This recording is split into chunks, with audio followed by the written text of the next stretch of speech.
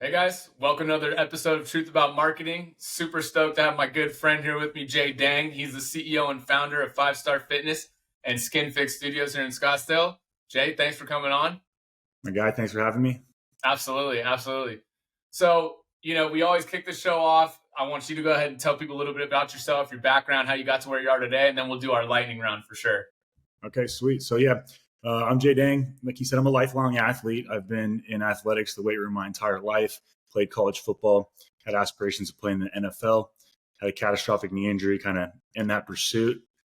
Started working in a family's business in real estate, but realized my heart was still in the gym. So I snapped off and went back into personal training to pursue my dreams. And had a lot of fast growth in the fitness industry, and then took the knowledge that I had from that and started another business, which is SkinFix Studios, a med spa. Yeah, it's awesome. I think obviously, you've had a tremendous amount of success. You're a pretty fit guy. Seems like you know what to do in terms of taking care of yourself and both in the med spa kind of industry and also in fitness. So easy to kind of be a leader in that space. And obviously you've done a tremendous job with it. But to kick things off, we'll do this lightning round. We always do that, gets the kind of conversation going, get some answers flowing, and we'll kind of take it from there. Good? Yeah, let's do it. All right, cool. So favorite marketing technology? It's got to be Zapier to be able to just bring everything together, because there's so many pieces to marketing, and it's beautiful, and it's very streamlined when you can connect everything as best as possible. So that's got to be my number one tool for marketing. Absolutely. Favorite social channel? Instagram, indefinitely. Still Instagram, even with the rise of video and TikTok and YouTube. Instagram is still. Yeah, the reels are blowing up. So I mean, it's doing its best to compete with TikTok and whatnot. What about least favorite social channel? I think Twitter, just because I personally don't use it that much, as a platform that I really didn't wasn't really part of my strategy. So probably underutilized by myself. That's my least personal favorite. Right on. And then brand or person with good marketing? Nike. They've always been iconic.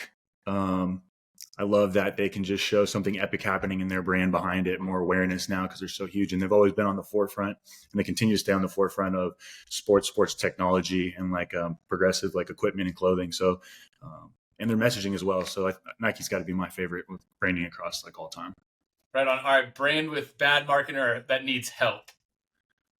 I think Rogue Fitness. You see their equipment in a lot of CrossFit boxes, but they make quality products. They sponsor a lot of events and people know about it, but they could be a lot more proactive, with direct response marketing, make it a little bit sexier. Sometimes they just need to do more. They need to try different things. But all right, favorite influencer or business leader? That's easy. Alex Hormozy. I've been on that wave since 2015. That's crazy because he's gotten so big just recently, but that's awesome. You've been following him for that long. Yeah, literally since 200 followers, and now he's over 1 million. It's wild. And he never really even used Instagram as a platform because he was doing so much paid advertising on Facebook. Yeah, not that at the time. So yeah, Alex Hormozy, and I'm currently in one of his programs right now. So he just continues to impress me. Yeah, awesome. And then brand or person you'd like to work with the most? Nike. If Nike back to Nike. Yeah, the marketing department of Nike would be amazing. Even be a Nike athlete. It's funny. It's a goal of mine to be a Nike athlete. So maybe it's not too late with this pickleball wave. Pickleball. That's so good. Yeah, everybody's jumping on that wave. So that's good. We got some fresh, unique answers.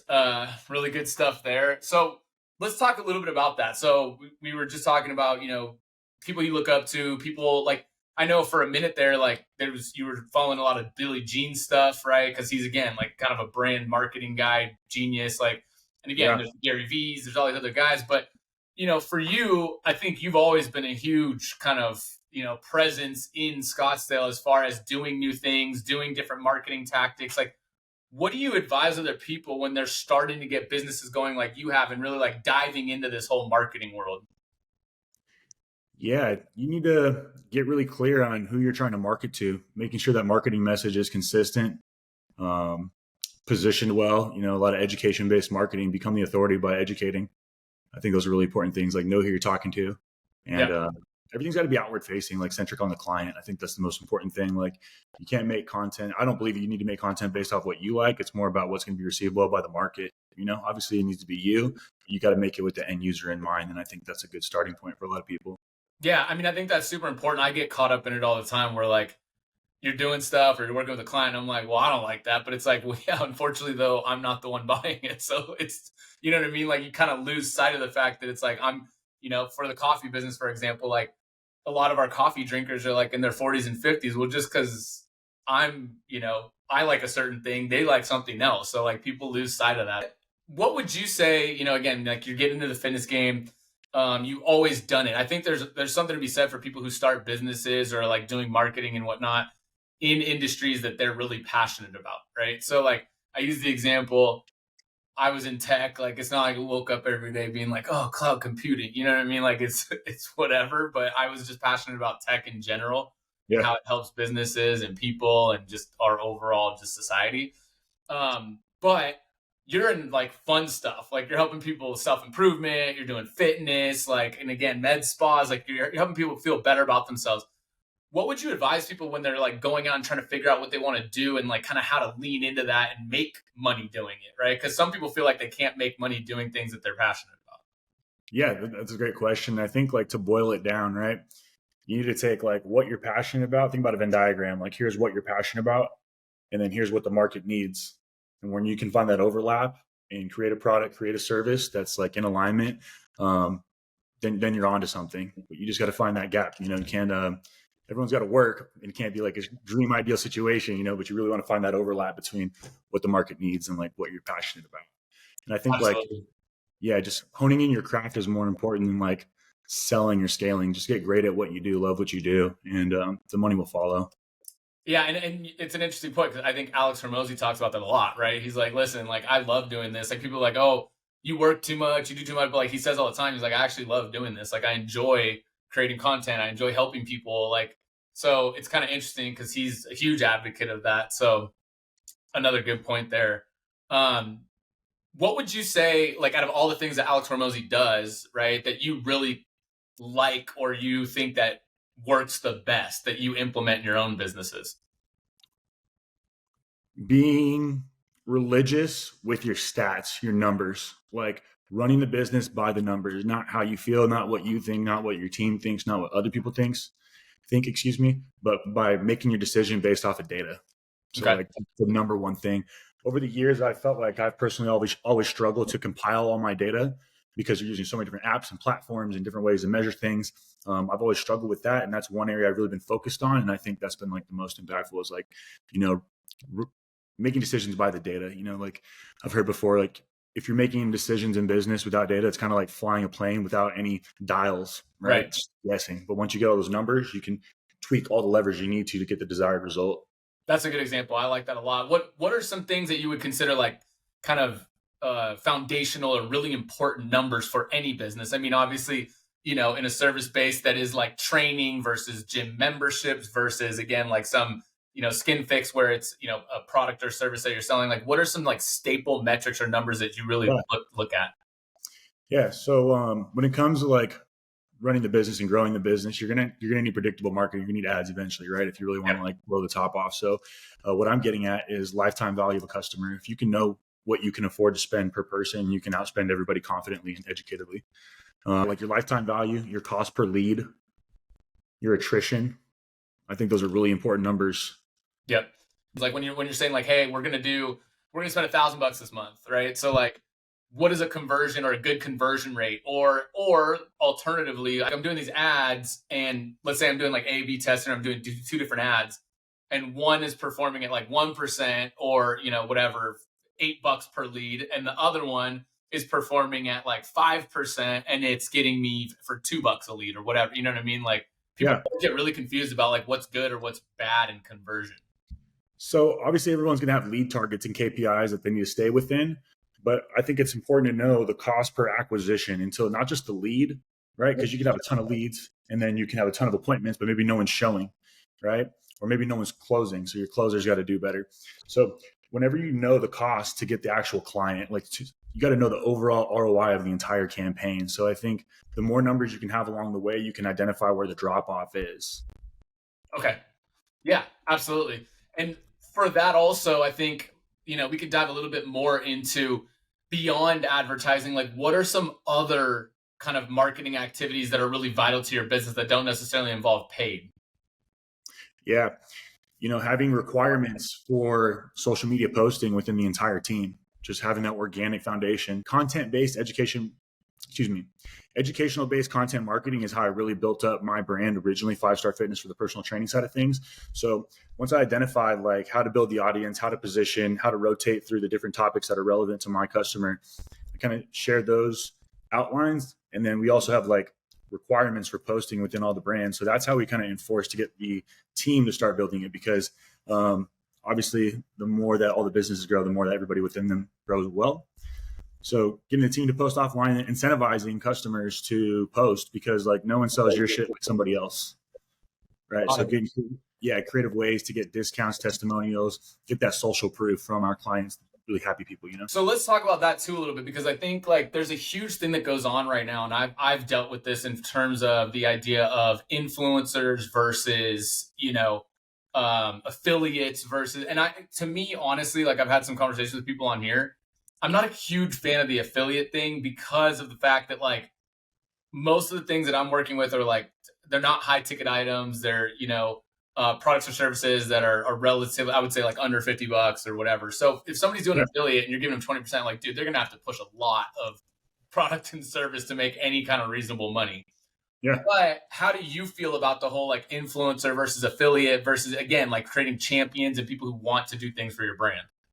Yeah, I think it comes down to total ROI of the campaign. So say you have an ambassador program and you have to identify the cost on all the deliverables. So like, what is it going to cost you to fulfill on all these items for this ambassador? And how many clients, products, or services do they need to sell to cover themselves? Right.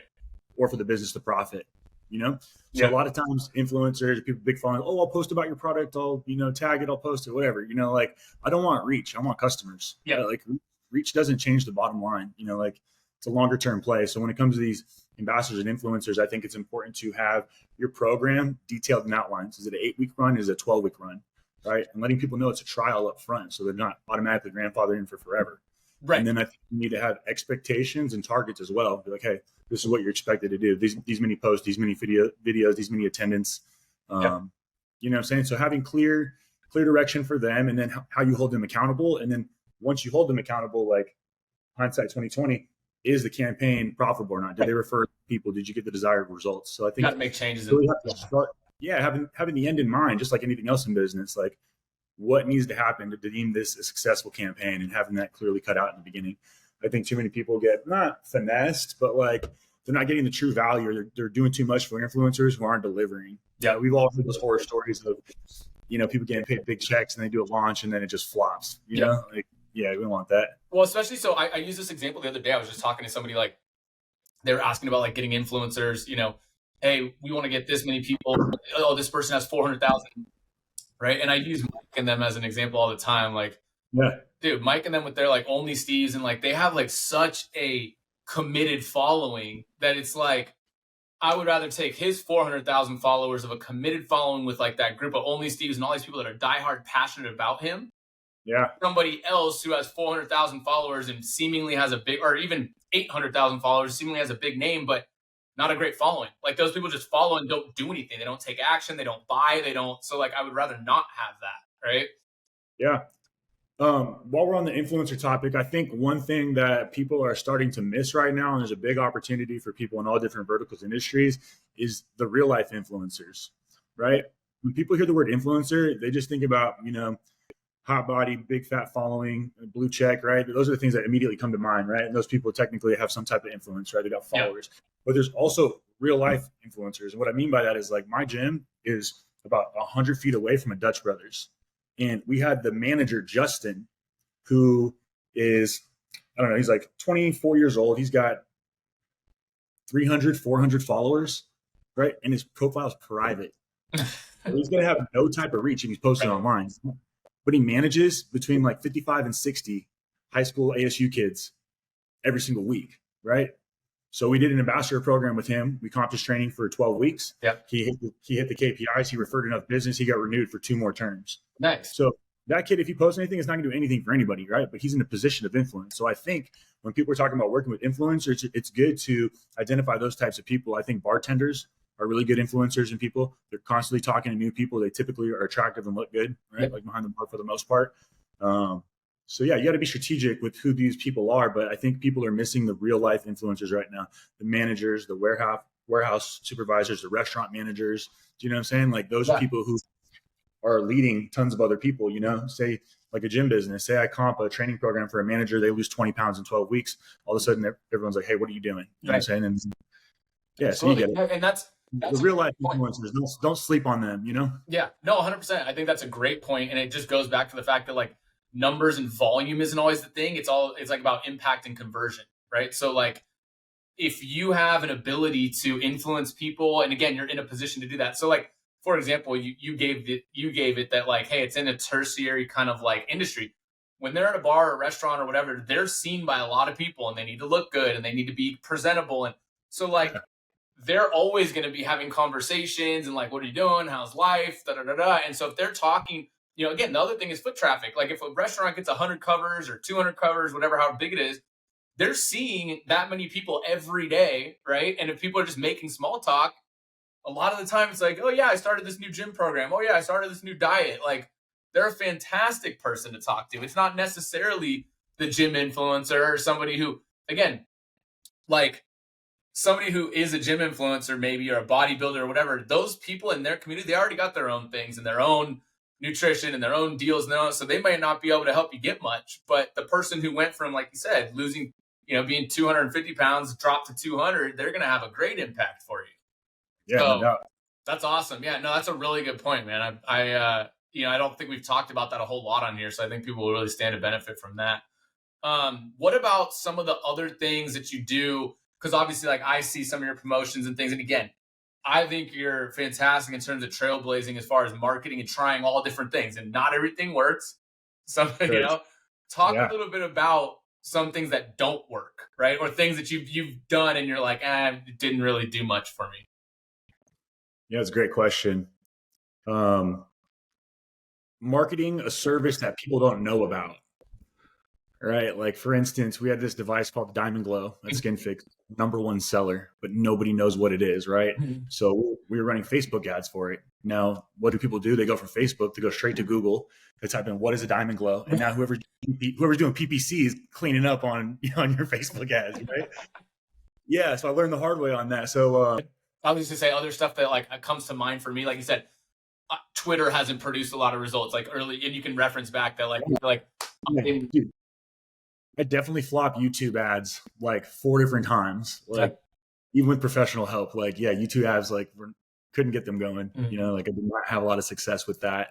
We did not have a lot of success with the ambassador program originally, but then we started making like requirements and really like holding people accountable, and over time we got a lot better with the ambassador marketing. But I think like you got to shoot your shot. Like you have to try new things, right? And you have to have the data to see what's working and what's not. What I suggest is like laying out a calendar for the year, and then pick all the holidays and the weekends and the events that you're interested in, and start tying promotions to them. Good way to keep it fresh. But things like a few other little campaigns I failed is like not creating enough urgency, not putting deadlines on things, not giving people enough reason to move today. Yep. Just creating a urgent action item or something. Yeah, that's one thing. Like anytime I like forget to check that box, like the campaigns don't do as well. Right. Yeah, there's only 3 spots left or 2 spots, right? Like those cause people to move a lot of the time. Yeah, for sure. And then you can just tie it to any type of factor that you want. Like registration closes this day, whatever it might be. Yeah, absolutely. Do you, we talk about ads and doing things like that, again, cost money, but then there's also still like organic things that maybe work and don't work. Talk a little bit more about like things that you are looking to try that like are new, right? So like people are using AI, people are using like different kind of new technologies. What is some things that you're gonna like looking forward to doing now that you haven't tried yet? To be honest with you, maximizing, I've consolidated all my tech into high level, and Nice. I'm excited to just be able to fully integrate all my campaigns and not have so many different apps talking to each other and this and there. So I'm excited to like really have intuitive campaigns built out in high level based off services that people got, a follow-up sequence based on when they should come back next. Like all those are going to be very detailed out. Like, all the reporting and tracking. That's what I'm excited for now is like, I've learned that in the med spa industry that if somebody goes and has 3 consecutive appointments at one med spa, it's like 98% of the time they're not leaving. They're a lifetime customer unless they relocate. So now I'm doing all that I can to use my Vagaro is the platform I use for SkinFix. I'm identifying everyone who's been in for their 2 appointments and doing whatever I can to get them in for nice. If I break even off the first 2 and 3. Yeah. Just utilizing the reports and data. I've noticed now that like all these softwares that I pay for, all these subscriptions, they keep bringing out more reports. And I think that, it's important to like utilize all the information you can on those. Sure. So I'm looking forward to like continuing to check in on all the new reports and features that all the softwares keep releasing. Yeah. So talk about that too, because I think you're just really good at that. Like I admire the fact that like you are constantly like trying new stuff, trying new tech, trying new, like I think it's so important. And people oftentimes like these influencers, again, a Hormozy, a Ryan Pineda, whatever.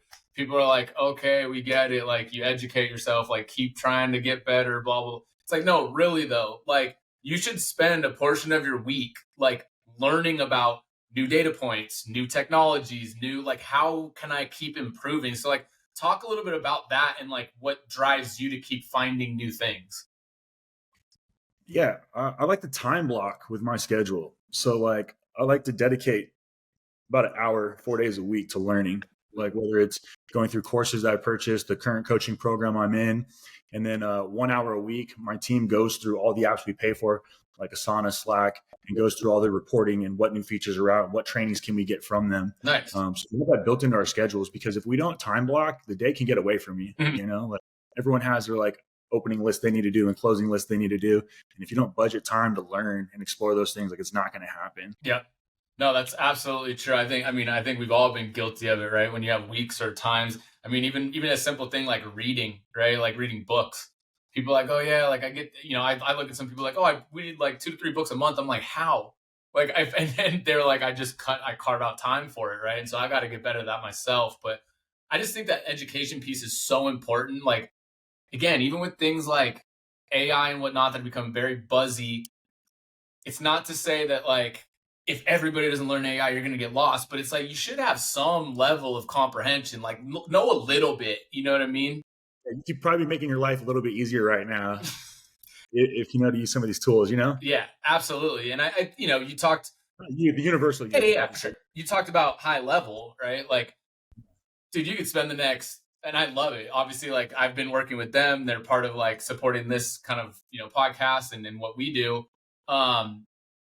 Dude, you could spend the next like 6 months in high level and still not know a fraction of it. It's incredible. And there's new features on a weekly basis. And it's, I'm not even saying this because you're working with them, but I absolutely love the platform, and it's giving me the ability to say the right thing to the right customer at the right time. Yep. Right.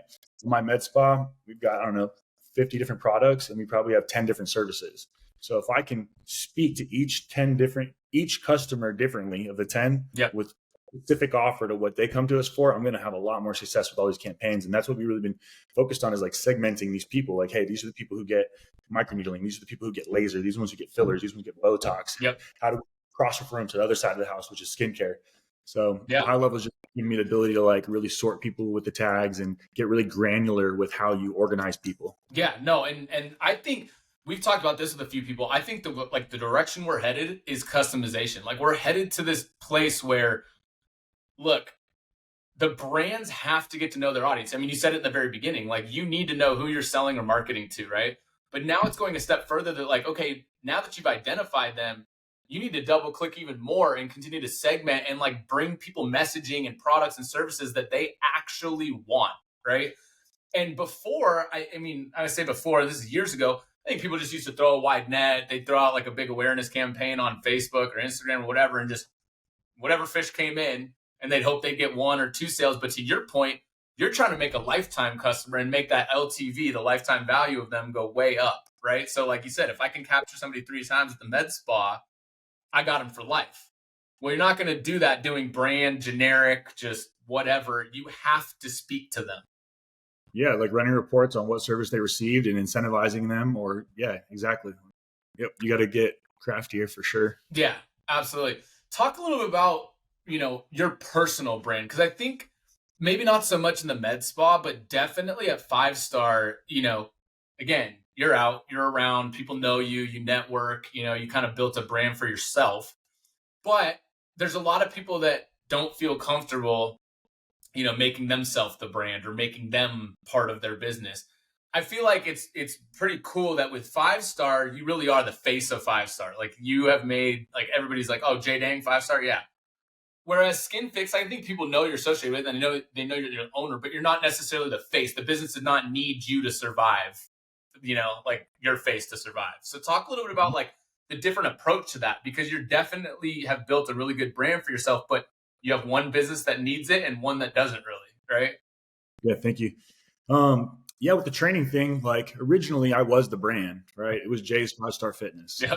And I wanted, at first, I didn't want any help. I wanted to be the man. I wanted all the attention. I wanted all the, acknowledgement for the results. I wanted all the credit. I wanted to be me, right? And I made that happen. And I soon quickly learned that you can only go so far by yourself. Yep. You only have so many hours in a day. And then I realized, like, hey, I need a team if I want to continue to grow and like hit my life goals, Yep. So I took my name off of it. It wasn't Jay's 5-star Fitness. It was just 5-star Fitness. It became more universal, something everyone can get, not just subjected to one person, right? Like, so I was the brand at first, and I had struggled for so long. And a lot of trainers are probably struggling with this right now as they, start their ascension in the industry. Is like, whenever you start scaling and growing, people just want you. Yep. They want, right? So what I had to do was make my program system dependent, not sponsor dependent, right? So I had the process detailed out. So when I started growing, I explained to people like, yeah, we're going to be using my system. However, this coach is going to be facilitating. Yep. So you're going to get all of my coaching, all my strategies, all my care and tactics, but this coach will be facilitating it. Right. So in regards to the branding, it was me for so long. And then I had to pull it away from me because people just wanted me. And now 5-star, I feel like has kind of started to outgrow me for sure. More people know what it is, Yeah. So I pull away. When in regards to SkinFix, I'm like purely the CEO of that company. I'm just making the big high level decisions. Like, hey, we're going to launch this campaign. We're going to hire these people. These are going to be our targets, Yeah. It's been nice because I'm not a provider. I don't do any of the skincare treatments, anything like that at all. So I've had no incentive to like market my face right. To the people, so it's like two different things. So I was the brand at 5-star. I still am the brand. I'm starting to like pull away a little bit as that thing starts to continue to grow without me. And at SkinFix, like a different role. It's like purely CEO. Yep. I'm not doing any of the day-to-day tasks. So it's been nice to be able to like be able to really just focus on the business side of things and not get too hands-on, because you're able to make a lot better decisions when you've got less things to worry about. Yeah, and I think so. There's kind of twofold that I'll ask, like following that is like, we talk about this, that a lot of entrepreneurs, a lot of business leaders, marketing leaders, whatever. It's really hard for them because it's hard to find a team or people that care as much as you do, right? Because you are an owner or a CEO, or right. So that's a really hard part. So A, right, is how do you navigate that? But B, what do you also look for in those people, right? Like, because you've obviously built a really good team at SkinFix, and you've also got a really great team at 5-star. So, talk a little bit more about what that's like to kind of find people that care as much as you and what you look for at characteristics of those people. Yeah, definitely. Passion's number one. You have to love what you do. You got to be excited. You got to get energized when you talk about, your thing, whether it's marketing, fitness, products, whatever. You got to be passionate. We really hire around like cultural fit and vibe for the gym. Mm-hmm. You can teach someone technicalities and programming and how to be a good trainer, but you can't teach somebody how to be cool or how to be nice or smile, right. So that's on the gym side where we focus on those things. And the main thing on the gym side of things is like a client first, like a client centric vision, like clients first, like putting them before us. That's the main thing we're really looking for, And then with both brands, we're looking for people who want to be a part of something great. Yeah. Who understands like we can go farther together. And those are like the two main things that we're really looking for. Like we don't need any superstars who are just going to be like self-centered. We don't like want to do it together, because a lot of people on our team understand that like it is a team sport, right? Mm-hmm. Like when someone goes out of town, someone else can cover and do the work for somebody else, right? And we can provide a better experience in these one-man shows or one-woman shows because we have more availability. We have, really more availability. When people go travel, people are still getting service because we're working as a unit. Do you know what I'm saying? So we're looking people. Yeah. So like, but also there's also an element there, right? Of the idea that those people who, if you get enough good people, right, they need to grow and you need to foster their growth and help them. Like maybe they want to open their own thing. Or so how do you navigate that too? Because I know, especially in the gym industry, like fitness and personal training, like people Yeah. all have like entrepreneurial spirit and like wants to start their own thing at some point. So like, how do you navigate that? Yeah, I've definitely been burnt a few times with that. People not following through on things they should, do. But originally, I used to like have contracts and I try to like make it sticky and lock people up. And you can't do this, you can't do that. Yeah. Don't violate this thing. Da da da da da. About to get like an ugly letter from my attorney. And then I realized that like people are only good for their word, right? And like if people don't have money, like what are you gonna sue them for anyway, right? Like, yeah. And when are they even gonna pay? So then I started shifting my mindset to like, you know what? I'm going to make this the best opportunity they can get. I'm going to make it so easy, so streamlined. I'm going to give them what they want, like as much as I can. And I'm going to make it so good, they'd be fucking dumb to leave. Yep. So that's what I've really like shifted. Instead of like trying to lock people with contracts, like people are only good for their word. Yep. Like, that's just it. You can sign whatever piece of paper thing you want. Like it doesn't really matter. Yeah. Right? So like making the opportunity so good and really like getting in tune with what drives these people. It's not always, I learned this over time, it's not always money that gets people going. 100%. Right? Sometimes it's autonomy, it's the power. Sometimes it's being in an influential position. Do you know what I'm saying? So identifying for sure. I mean, not everybody's built to be the leader. Not everybody's built, and again, to your point, sometimes they don't even want to be. But just because they don't want to be the head of the company or to start their own thing doesn't mean that they don't want to be a rainmaker, that they don't want to make a bunch of money. So there always is going to be a way to make people money. And if they're good at what they do, then, Yeah. And for all the bosses, owners, leaders, whoever watching this, is one thing I've learned over the years is like, if you're the one in charge, like leading the ship, that particular ship, your vision is this big, right?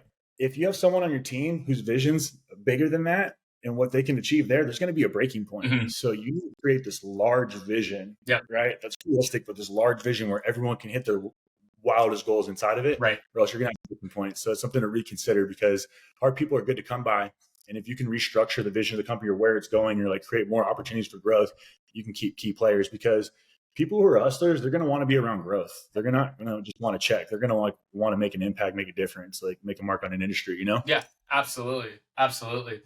So, we've talked a little bit about, what it's like running, owning, operating, but also, for you, when you think about like other kind of vehicles of personal success or, whatever that looks like, is there, you talked about like wanting to work with Nike, like, do you kind of create visions for that? Is there exit strategies for these businesses? Like, how do you kind of think about the long term? Because like right now we've talked so much about short term and getting clients and making money and but what's kind of your longer term goals?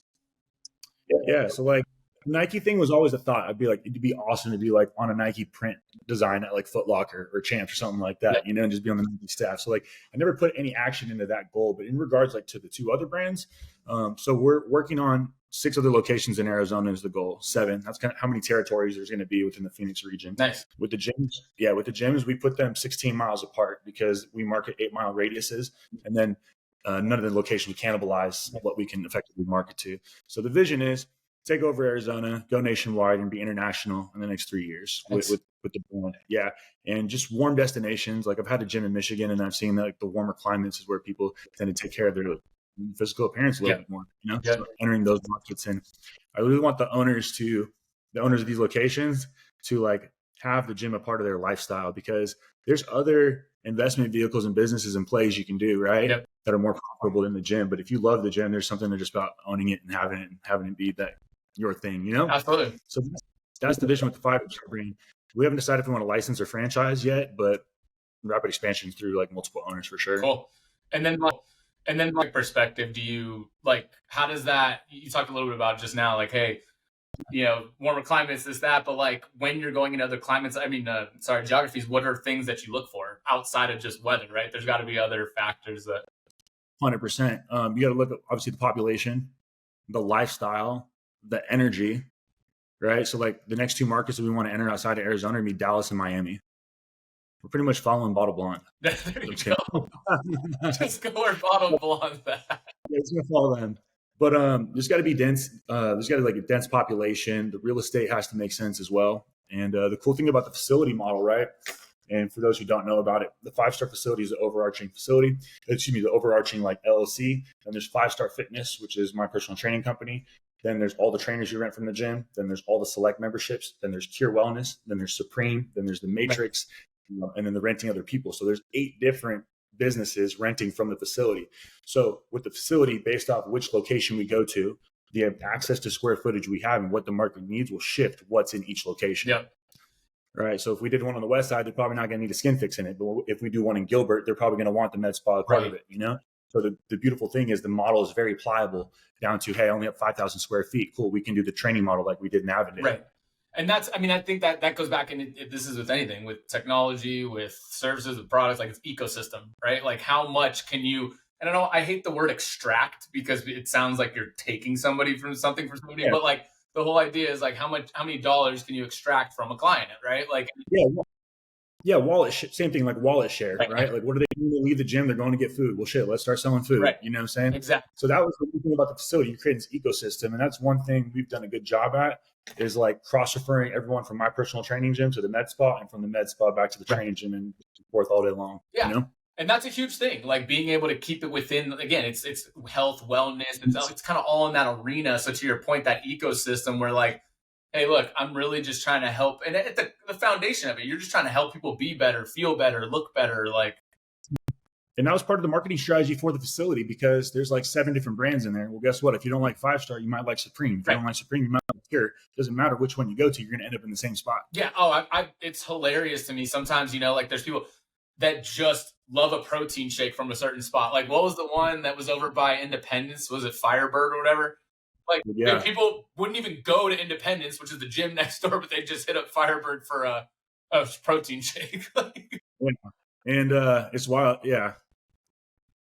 That happens all the time, though. It's like, you know, realistically, you're supposed to have a protein shake because you worked out, but people are just driving like 20 minutes out of the way because they just like the way their protein shakes taste.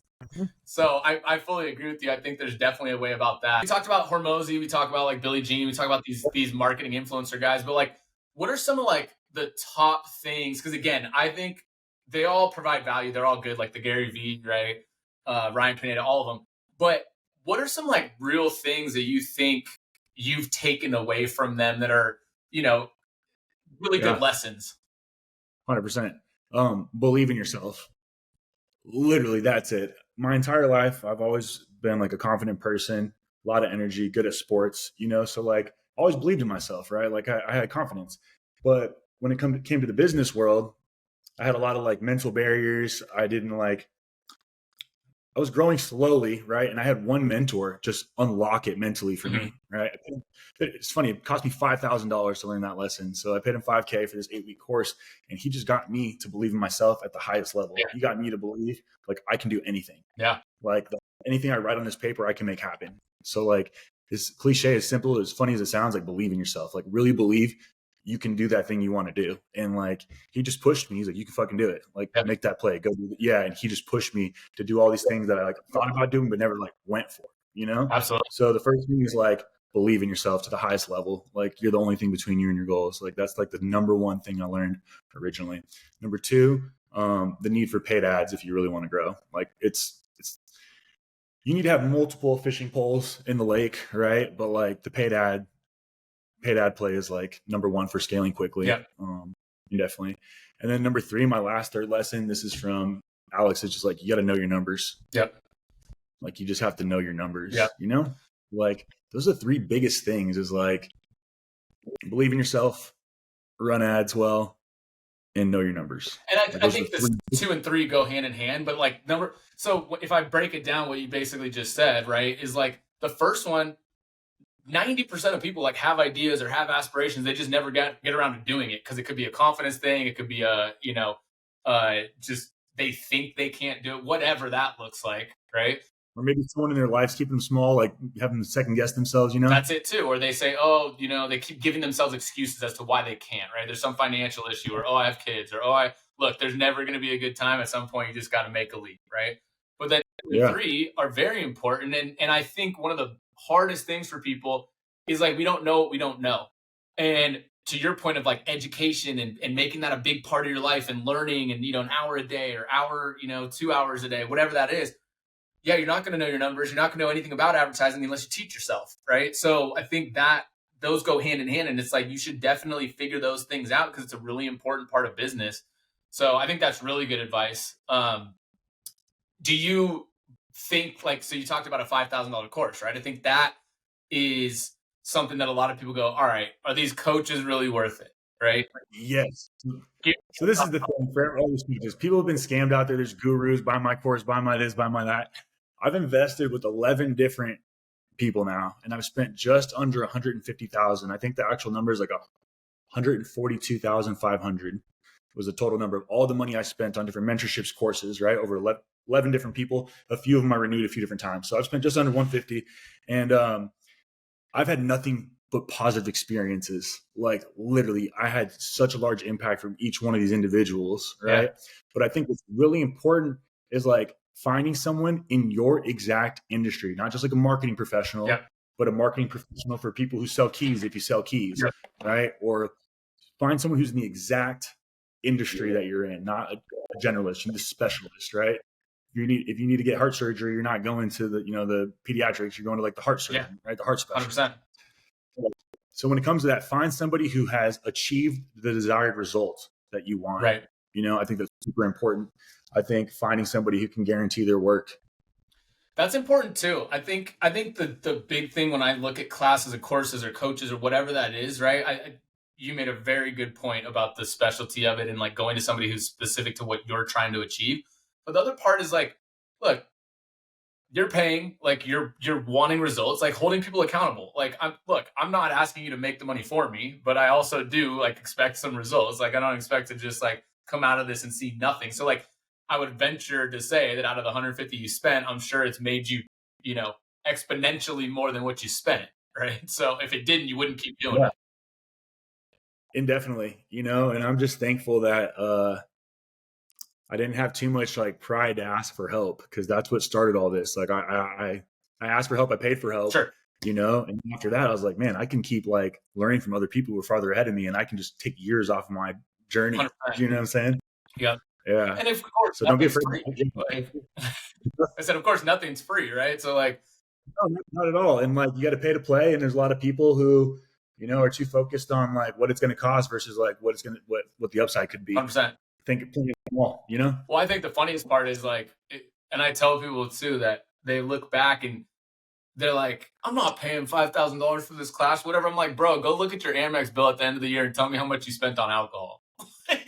But so you'll spend 20 grand on going to bars and restaurants and but you won't spend $5,000 on like leveling yourself up in business or you know what I mean? Like that's kind of the ironic piece of it for me. But yeah.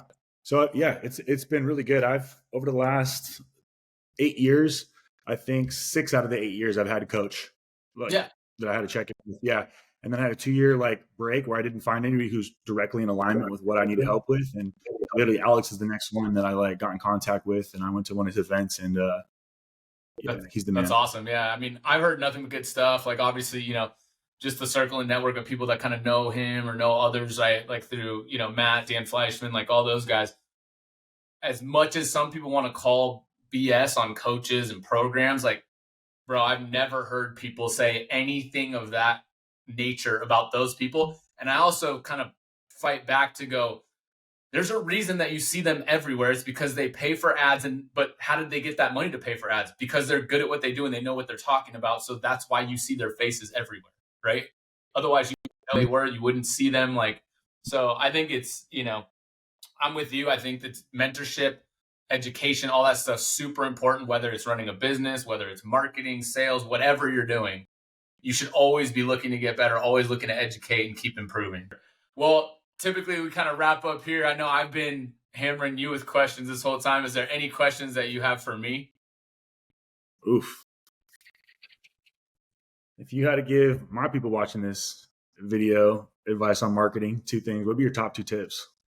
Number 1 is to try things, right? Like do not be afraid to do different things. So like just because one thing didn't work doesn't mean that, you try a different variation or I've done tons of spend on ads. I've done different PR tactics, like go to market, you name it. might not work for one client, but it could work for another, or your vision could just be different for a different client. So just try things, right? And don't give up. My second thing with marketing, and I'm kind of with you in the very beginning, be maniacal about understanding your audience and who you're marketing to.